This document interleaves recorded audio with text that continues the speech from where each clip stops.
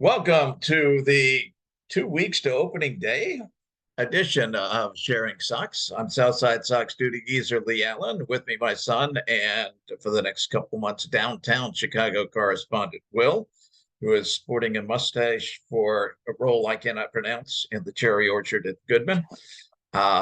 And we have things going on, I guess. The big thing really in baseball right now is the WBC, the World Baseball Classic. There Classic. you go. I was going for console. I said it's not console. It's okay. You're the geezer. You're the geezer. Sox guys, a little bit of a mixed bag. The U.S. lost to Mexico. We're recording Monday morning, the 13th. U.S. got absolutely clobbered by Mexico on Sunday. But Tim, playing his first game for the U.S., was the star, as much as you can be a star in a losing effort. Single, a double, a single to right, typical Tim Anderson. Then with the bases loaded, a double driving in a couple runs. So he had a very nice start. In that one, Kendall Graveman pitched one batter.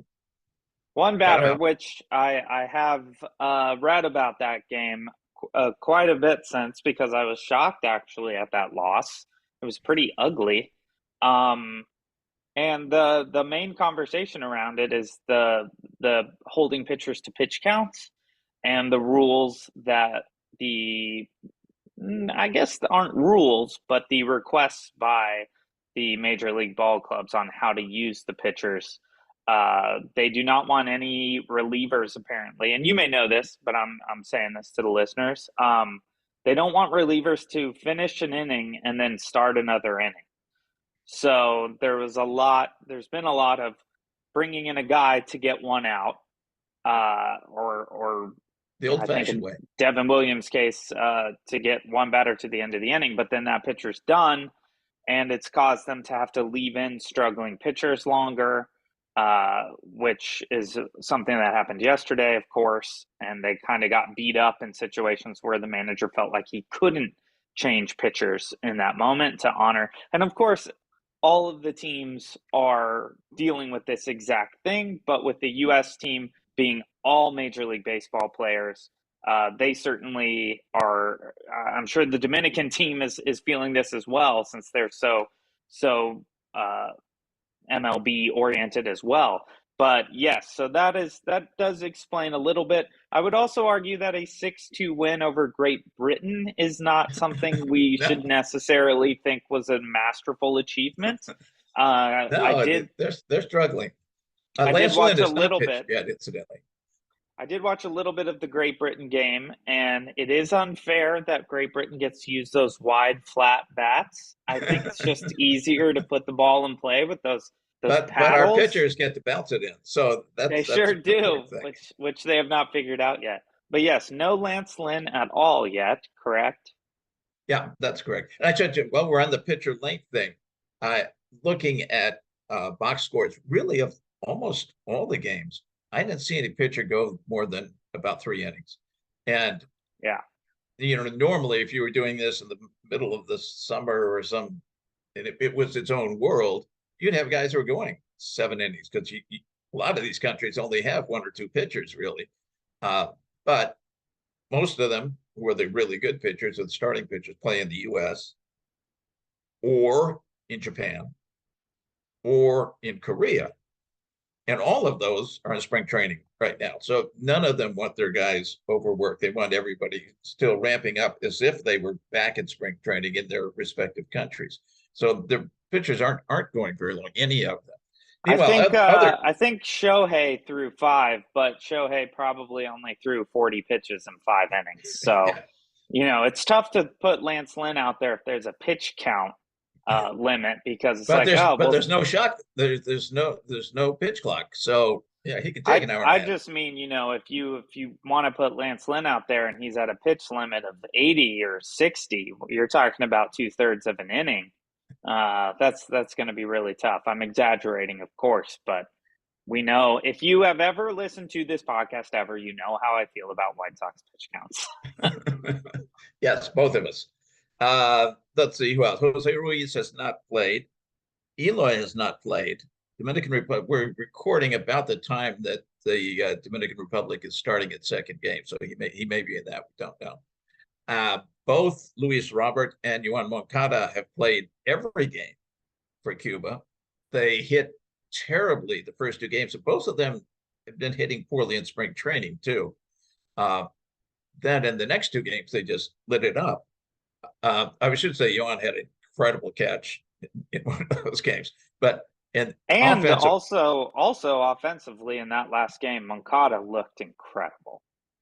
the question is, does it mean they've ramped up and they're ready now, or does it mean they were in a division where nobody other than Cuba has more than about two pitchers? So they were, it was the equivalent of throwing position players in those last two games. Those teams were just out of pitchers. So for sure, but there's an alternate world where Luis and Yoan face those guys and go 0 for 4 with 4 strikeouts. So I actually am really encouraged by there's something interesting about the World Baseball Classic versus regular spring training, which is if you go out in regular spring training and you go 3 for 4 with a walk and a bunch of RBIs, it's a good day for sure. No doubt about it. But it's kind of just a day in spring training. A lot of guys are going to have a 3 for 4 day in spring training. You're facing some single A, double A, triple A pitchers. When you're on the big stage of the World Baseball Classic, a 3 for 4 day comes with a lot more pressure than it does when you already know you're making a big league roster. These teams really want to win the World Baseball Classic. They really do. They wouldn't be playing in it if they didn't want to be a part of this. So I'm even more encouraged by them sort of breaking out of their shell in the Classic. I think a 3 for 4 day in the World Baseball Classic, even if it's against lesser pitchers or slightly lesser or even greatly lesser, I'm very encouraged by that because these are not as low of stakes as a regular spring training game is for these stars. And to see them come out swinging the bat, being aggressive, was really encouraging. They were a lot more aggressive at the plate than they were in the previous two games. And I think some sleeping bats for the White Sox could be in the process of a very vibrant wake up through this Classic. If people stay healthy, I think it's a great thing that some of these guys are playing on such a big stage. Healthy has been incredible for the White Sox so far, and everything. Probably should mention. I can't believe you said it. I can't believe every other team has these guys falling by the wayside, other than Aaron Bummer, and apparently was a kind of minor thing that he's supposed to be back soon. It's been kind of fortunate. I can picture Eli running into a brick wall somehow right now. Yeah. I can just picture it. The division Cuba was fascinating. That Group A, I think, all 5 teams 2-2. Yeah, all the tiebreakers. That was incredible. You expected Cuba to run away with that, go 4-0, but yeah, it's exciting. I mean, that's certainly the group to watch at this point in terms of this first round of. I have no clue who's going to come out of that group. Well, it is. It's Cuba. It's done. They're done. It's Cuba. Oh, they're done. Oh, I thought they had to play today. Apparently a kind of convoluted tiebreaker, but they both also had the best run differential. So those are the two from there. They're finished. Japan is guaranteed in, and everybody else it's still playing, although some are a little more short thing than others. Japan at this current moment looks like the team to beat. I mean, Japan has looked really, really good. And of course we know Japan has great baseball players, but putting Shohei out there is huge. It's huge. The guy's a superstar. He's a winner. He's got a great attitude. Japan's got to be incredibly excited to have him there. I think from what I've read, he's inspiring a lot of these guys to kind of rise up and even play above their level because this is your one chance you're going to play with Shohei again. It's very cool to see Japan playing as well as they are in this. The U.S., I think, should be a little nervous. They're not looking nearly as strong as they were expected to look, especially in a fairly weak group stage, Yeah, yeah. They and seem to have been given their division. Sitting 1-1 is not exactly desperation, but but yeah, it's not 2-0 though. And when you're talking I about must playing say I was four surprised games, in the Mexico game of how many, because you think these days of Hispanic players, you think overwhelmingly Dominican, Venezuelan, Puerto Rican, little mix of others. You kind of forget how many good Mexican players there are. I mean, Randy Rosarena, and he's of just a course, horse. incredible. And I actually ignorantly didn't realize until this tournament that Arozarena is from Mexico. And No, I didn't I either. mean, having that guy at the top of your order automatically makes you a more competitive team. And yeah, there are a lot of great Mexican baseball players in Major League Baseball right now that we're kind of sleeping on the Mexico team a little bit. And I think I don't think they're a contender for the long haul just because they don't have the pitching that a lot of these other teams have. But they're certainly a threat to knock out, some people in this group stage and move on. So it's exciting. I always think like, oh, the World Baseball Classic, it's going to mess up spring training. I'm not even going to be into it. And then it starts and you're just like, oh man, baseball at this stage, seeing all these different countries go at it is really, really exciting. It's a lot of fun. Meanwhile, there is spring training. The White Sox made a bunch of cuts on Sunday. Some might surprise Carlos Perez, who I thought was kind of lining up as the number 3 catcher, was sent to Charlotte. Yet they still have 4 catchers around. I don't even know who they are. Lenyn Sosa already sent back to Charlotte, even though they have 12 infielders around. Uh, Brian Ramos, who was in some charts the number 1 prospect for the Sox, even ahead of Colson Montgomery, sent down to Birmingham along with Jose Rodriguez. And then 5 others just went to minor league camp. But one that comes up to mind on that one is Yoelqui Cespedes. Boy, there's a guy whose star has just tumbled out of the sky. Yes. And there was, he's going to be a superstar like his, I guess his half brother was, and just petered out. Well, we mentioned this last week on the podcast, and I think there's actually still a lot of merit to it. Which you brought up is that some of these guys are going to get sent to other camps just to get every inning, every day reps at their position. As you said with Lenyn Sosa, and we have 12 infielders out there still. Lenyn Sosa isn't necessarily going to get all that much time if he stays up through the rest of the month because they got to focus on the guys they know are going to be playing Major League Baseball or they think could be playing Major League Baseball on opening day. So you send guys like Montgomery, you send guys like Sosa down so that they're getting everyday reps. They're probably playing most games, maybe around 9 innings at those levels. So I don't think it's a sign necessarily that these guys, they don't have faith these guys are going to play Major League Baseball this year. I think it's more of a sign of let's get these younger guys who really need a lot of time at this level. Let's give them these 10 extra games before the season starts to get them more reps, get them into shape, get them feeling better, and then we will look at where they are a little later in the year. So I don't think it's these guys are doing so badly they're going down. I think it's let's get them more at their comfort level. They're going to progress better playing every day against AA, AAA than they would playing these last 2 weeks of Major League spring training, in which you are going to see a lot more Major League pitchers. You're going to see a lot more Major League players on the field than we would have these previous 2 weeks, which is Except a for lot the of, ones at the WBC.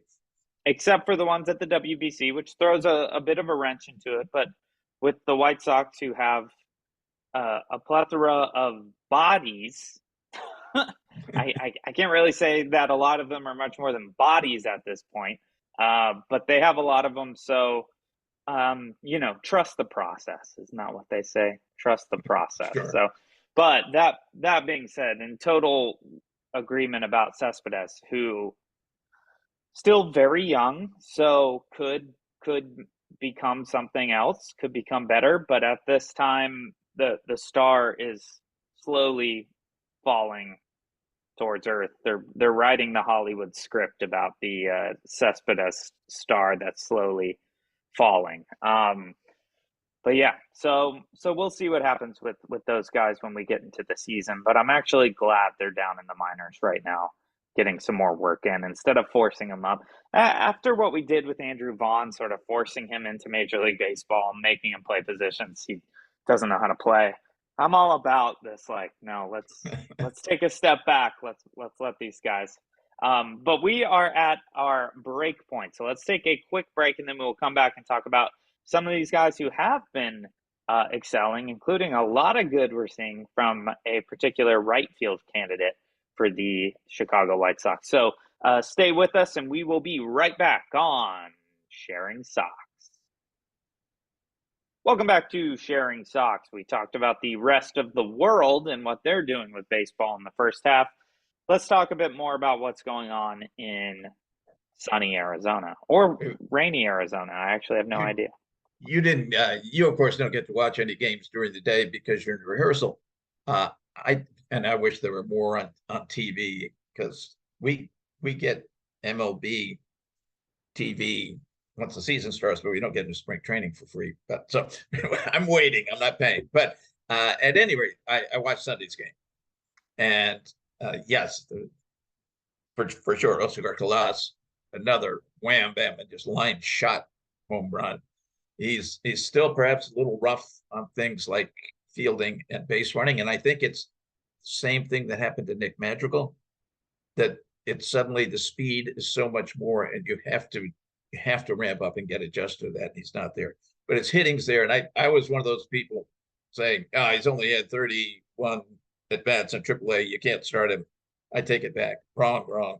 You got to start him from day one. You have to now. Yeah. It's very possible that, as happens to all rookies, including very good rookies, that after the league has had a month or 6 weeks to figure out what he is good or bad at hitting, that he may take a dip. He may start out on fire and then take a big dip. That's very common for rookies and probably something to be expected. Maybe he overcomes it. But yeah, he looked good. Also on Sunday, Michael Kopech looked very sharp. I think 40 pitches for 3 innings, very on White Sox. Yep. Just ramming the strike zone. Now, that was against the Angels, and the Angels are playing. The Angels have nobody. almost no major leaguers, and certainly Ohtani and Trout, they're all playing for their various country teams. So he was really facing minor leaguers, but still, he was pounding the strike zone and really looked like he was overpowering everybody. So that was a really good sign for a guy who has been hurt often and was hurt at the end of last year and was kind of held back. I did go back and I was able to watch some of his stuff, and I don't want to praise anything too much at this point because it just makes me think an injury is going to come. But he looked great. He looked great. And yes, he wasn't facing the kind of guys he's going to face come April, but he handled the guys he should have handled as well as he should have handled them. And yeah, I mean, there were a few major leaguers in there. For sure. Yeah. And he just, take away the level of the competition. His command was very good. The breaking stuff was working. He was pitching with confidence, which makes me think he's feeling the best he's felt. His arm is feeling healthy at this point, which is a huge thing for a guy like Kopech. Kopech is, in a lot of ways, I think, going to be sort of a make or break thing for the White Sox this season. If Kopech can pitch as well, we know Michael Kopech has some of the best raw stuff in all of Major League Baseball. The guy has talent. It's all about injury. It's all about stamina, fatigue. And if Michael Kopech is as good as Michael Kopech can be, which I believe is as good as a number one starter, then we become a serious contender, even if we don't get a full bounce back from Giolito, don't get a full bounce back from Lynn. Giolito can do a half bounce back. Lynn can do a half bounce back. Because if we've got Cease, who did give up 11 runs in 2/3 of an 11 inning, but we runs will ignore that. Pending what pitch clock things do to Dylan Cease and his delivery, I think let's still sit here at this moment and assume Dylan Cease good. If Michael Kopech can pitch at the level consistently that we know he can based on his talent, you're talking about having 2 number 1 starters in the AL Central. That makes you a lot harder. I mean, we've seen Cleveland do stuff like this before, where they, even if the bats aren't going at the rate they should be going, if you've got a couple starters who are ones, then it doesn't really matter if your other 3 are 4 to 5 quality. Because you don't need to win every game in Major League Baseball. You just need to win more than the other guys in our Stinko division. And Kopech. Now, hold it. I'm going to stop you right there. Because I said Stinko division. Stinko division includes the 14-2 Kansas City Royals. If they maintain that, yes, we don't put a lot of faith in spring training, but if they maintain that pace, they'll win 141, 142 games this year. I'm going to be honest. I'm going to be honest. You should place that bet. This is not official gambling advice. I do not gamble. I wouldn't do it myself. But if anybody's going to give you the Royals over an over bet at 139 wins, it's looking like you should take the over. It's looking like you should take the over. I'll tell you this. I've been around for 36 spring trainings. I've been consciously aware of 20-something of them. And I will say, if there is one thing that tells me you might not be good, it's being 14-2 in spring training. That number is so goofy for spring training. It just tells me something's wrong. And they don't even have Bobby Witt. He's playing in the WBC. And they don't have Bobby Witt, and they also don't have 5 more guys I could name right now. Salvi's in the WBC. I mean, it's absolutely bonkers to be 14-2 ever in spring training, but particularly when you're the Kansas City Royals in 2023. Now, we can laugh all we want about this. The Kansas City Royals are clearly better at baseball when they're playing the Chicago White Sox, but let's hope that that's not the case. I don't realistically see 140 wins coming from the Royals this year. I think it's way more likely they're going to end up in the 120 to 125 range. Well, if you're going to be a pessimist for them, because I know your wife grew up a Royals fan, so you don't want to badmouth them like that too much. Hey, if the Royals, I'll tell you this right now: if the Royals go out there in the season and they look like they're going to win 140 games, this will now be called, sharing crowns, and we will be doing a Royals podcast to be able to comment on the greatest season in the history of all professional sports. And if that's what's going to take for the White Sox to not make the playoffs, let's go, Kansas City. Let's go. Give me 140 wins, baby. I want it. That means Zach Greinke is going to be 42-7 or something. That's no 7. What loss? He's not going to have any losses. That's true. You can't have 7 losses if you're the ace and your team has 140 wins. That math doesn't add up at all. You're right. Good catch, Geezer. Meanwhile, let's see how other people are. On the pitching side, you've gone through that, except for the men who we will not mention, who had a very mediocre day on Saturday for his first start. 2 earned runs in 2 2/3. Just kind of not bad, not good. One thing I talk about when the rotation comes, and probably get this before opening day, the Sox start out with 4 days in Houston, which there's no possibility of a rain out or snow out there. And game 5 is home opener. They cannot pitch, he who cannot be mentioned, for the home opener, unless they are infinitely more tone deaf than we already know they are. So I think Kopech may end up as not as number 5 in quality, but as far as the rotation goes, the 5th guy to go out. So Kopech has opening day. I love that. One, because I don't want jerk face to have opening day, which I think even the White Sox, boy, I cannot believe I'm putting this much faith in them at this point, but I think even the White Sox are smart enough not to throw him on opening day. moving Kopech into opening day, who is a fan favorite. Fans love Michael Kopech. That's a great decision. I hope your gut to do that is their gut as well, because that's exciting. The other thing that's exciting about that is for a while, depending on how the schedule works out, you've got Kopech facing the fifth starter of other major league teams, which if Michael Kopech is as good as we mentioned earlier on the podcast, he might be, then holy cow, that is a That's the sweet Giants. position to find yourself. The Giants lost some guy named Rodon, so they're not even good at the top of their rotation. Meanwhile, a few Rodon, other who I believe Rodon is hurt already as well, isn't he? I think apparently it's minor. Apparently it's a okay. very small thing. Forearm tightness, though, you don't like to hear that. You do Yeah, not like to hear that. but they're saying it's just precaution. That Well, let's hope, because even though he's on the Yankees, I still love Carlos Rodon. Oh, I do too.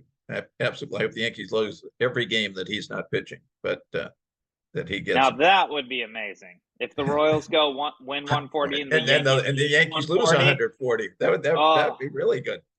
Honestly, I'd stop with baseball after that. That's too perfect. We talked about Oscar Colás already. He's hitting 400 with a 633 slugging percentage. He's doing great. Others who are doing extremely well, Jake Berger on power. I don't know what they're going to do with Berger. I think he has to go to Charlotte. He has to go to Charlotte. He's got no position to play. And unless Vaughn comes out. Here's what I'll say about that. The Royals are 14-2, and Jake Berger is having an amazing power spring training. One of these things is definitely a lie. Two of these things are definitely a lie. So I like seeing progress from Berger, but I don't think there's any way Jake Berger should be on the major league roster. He's not hitting nearly as well as Hanser Alberto, who's still hitting 471, topped only by Eloy, who's hitting 500. Andrus hitting extremely well, which is a great sign. Andrew Benintendi hitting extremely badly, which is not. Romy Gonzalez, who they keep trying, apparently insist this should be on the team and being the utility guy, is hitting 059. I know it's spring, but Romy's showing before he can't hit. So he's playing his way off. I like Romy as a guy. He seems like a great guy. He is currently playing his way off the major league roster, because what do you do? What do you do 2 weeks from now when you've got Romy hitting 50 and you've got Hanser Alberto hitting 600? I mean, how do you put Alberto not in that roster? I don't know that Alberto could play shortstop, which is kind of a problem, because the other backup guy, Sosa, because got sent down, but also was hitting nothing. He's hitting 133. Leury finally is having a bad spring even. He's down in the 100s. A lot of the analysis of the White Sox goes, yeah, they got the best starting lineup in the division, but they got no depth. Well, they got no depth. Still a problem. Billy Hamilton's not hitting. Jake Marisnick. Billy's hitting nothing. Much as I love him, I'd love to be on the team. He's hitting nothing. Jake Marisnick is doing very badly. It looks even Reyes, who started off doing well, is not doing well as more major league pitchers come in. The depth is horrendous. Just the depth horrendous. For the White Sox is like watching a 2023 Laker game when LeBron and AD are both resting or injured. I mean, then it's just five guys I've never even seen or heard of. And the White Sox depth is about as good as that. We do have, and if everybody's playing to their capabilities, we have an unbelievable starting lineup. It is, if I were a starting pitcher, I would be terrified to face the White Sox starting lineup at the plate. It is really solid. But if injuries become a thing like they have in the past, we are in a worse position than we have been in. I mean, and I think you absolutely, it's not like just, well, they had injuries last year. Yeah, they did. But, Tim's only played, last time Tim played more than 123 games was 2018. Wow. Luis has played half the games of the last 2 years. Eloy, we know. I mean, he's just don't give him a chance to run into any walls. And he's capable of straining a hammy and stuff too. These guys are just prone in that direction. Hope the new trainers, And, much as we slammed the White Sox trainers in the past, they can't have been that bad.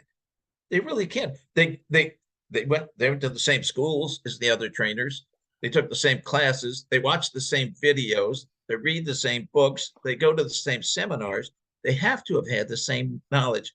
Maybe a step below, guys are more observant and whatnot, but they can't have been that horrible. Yeah, I'm not willing to put this on the training staff. I know I've sort of in the past said we must have the worst trainers, but here's what it comes down to.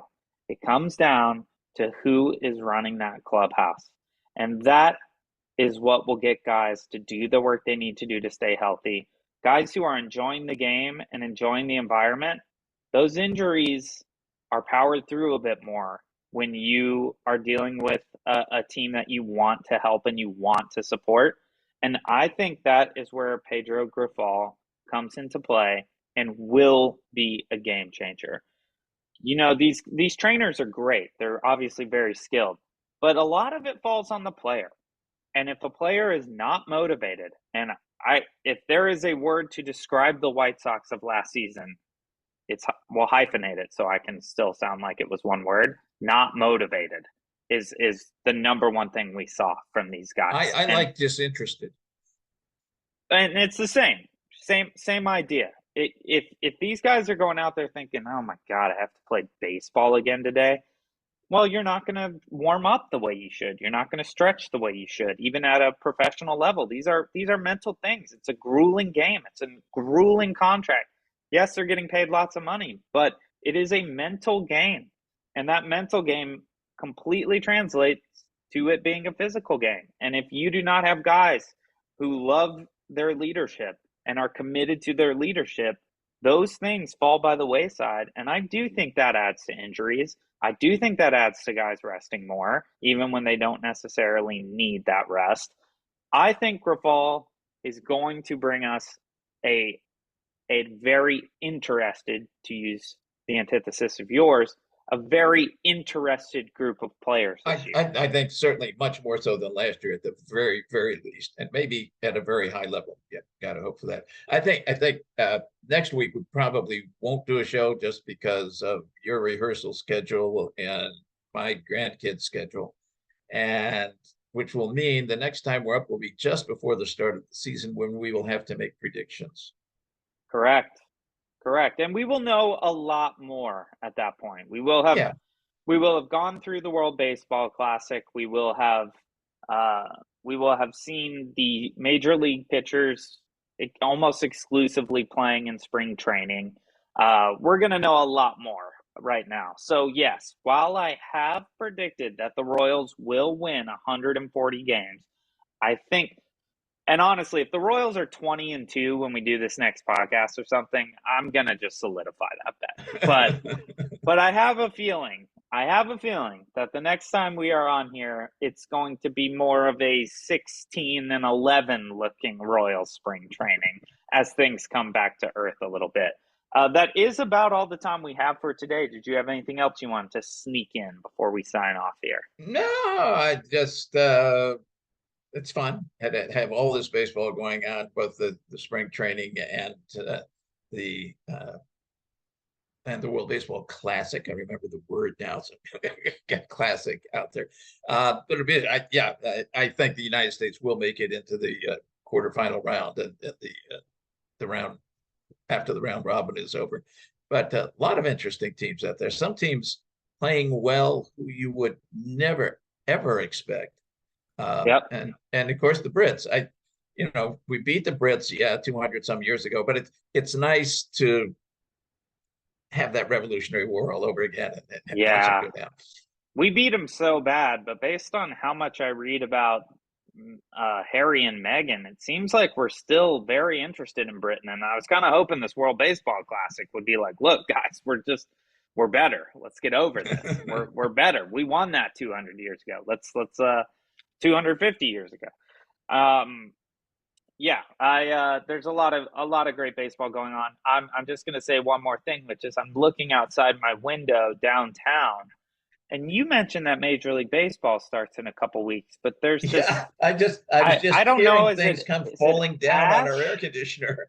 Is it ash? Is there a volcano? I don't know what this substance is that's coming down from the sky. We don't have it in LA, although apparently we do now. We were not supposed to have wintry mix today, but we sure got it. Well, that is not a mix. That is just wintry.